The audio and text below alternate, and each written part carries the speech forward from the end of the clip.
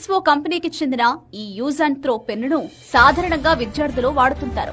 ధర తక్కువ ఉండడమే దానికి కారణం. అలాంటి విద్యార్థుల్లో ఒక అభిమాని తాను వాడే సాధారణ పెన్నును పవన్ కు గిఫ్ట్ గా ఇచ్చాడు.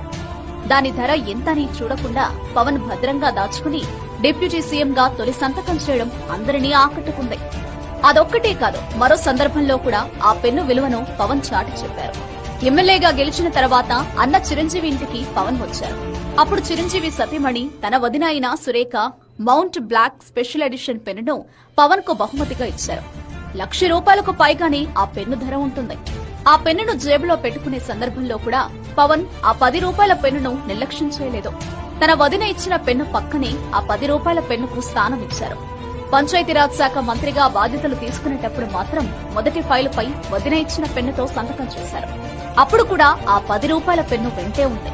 పెన్ను ధర కన్నా తన అభిమాని చూపించిన